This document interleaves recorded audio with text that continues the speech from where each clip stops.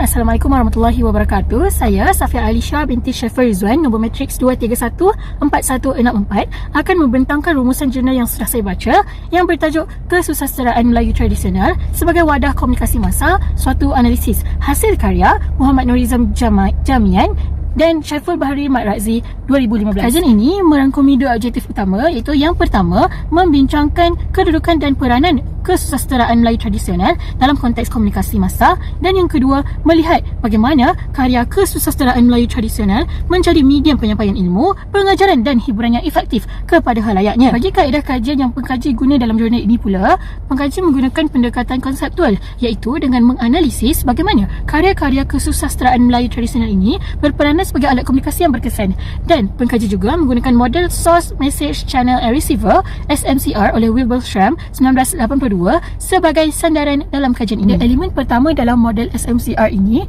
iaitu sumber ataupun source. Dalam jurnal ini, pengkaji menekankan dua sumber utama kesusasteraan Melayu tradisional ini, iaitu ulama dan juga pujangga istana. Para ulama terdiri daripada dua kelompok, iaitu yang pertama ulama di dalam istana dan yang kedua ulama di luar istana.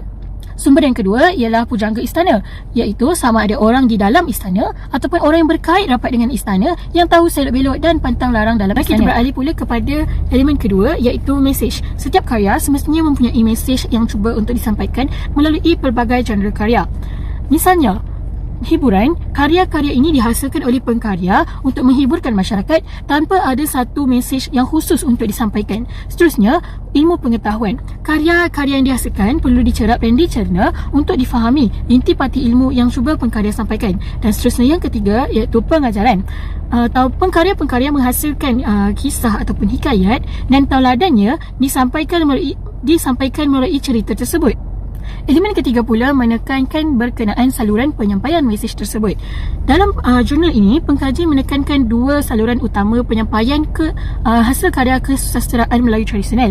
Yang pertama sama ada secara tulisan, iaitu disalin dengan tulisan tangan sendiri, ataupun yang kedua ialah dengan lisan, itu dibaca dan ataupun dipersembahkan. Elemen terakhir bagi model SMCR Wilbur Schramm ini ialah penerima. Secara umumnya, penerima bagi hasil karya kesusasteraan Melayu tradisional terdahulu ini terdiri daripada golongan utama yang ditekankan oleh pengkaji dalam jurnal ini, iaitu yang pertama ialah golongan bangsawan. Golongan yang kedua ialah masyarakat Melayu tradisional itu sendiri secara umumnya. Seterusnya kita beralih pula kepada bahagian dapatan kajian daripada jurnal ini. Yang pertama, kesusasteraan Melayu tradisional menepati ciri komunikasi massa. Buktinya, setiap elemen dalam model komunikasi Schramm itu wujud dalam kesusasteraan Melayu tradisional itu sendiri. Yang ketiga, kesusasteraan Melayu tradisional ini berperanan untuk menyampaikan mesej dan menjana kebijaksanaan insan dan bukan hanya hiburan semata-mata. Perkuatan yang pertama ialah penggunaan kerangka teori yang jelas dan relevan. Penggunaan model Schramm 1982 ini dapat memudahkan pembaca untuk memahami pembawaan sebenar pengkaji.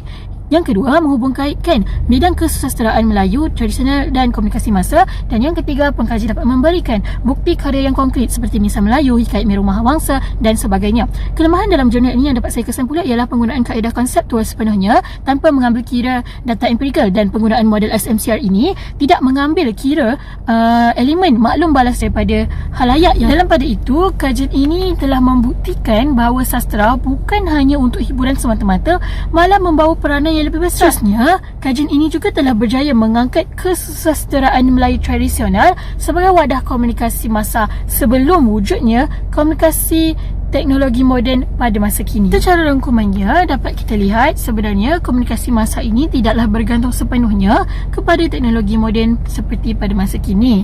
Dan karya sastra tradisional ini juga sebenarnya mempunyai struktur komunikasi yang cukup sistematik seperti yang telah dibuktikan melalui model SMCR sebentar tadi. Itu sahaja daripada saya. Sekian, terima kasih.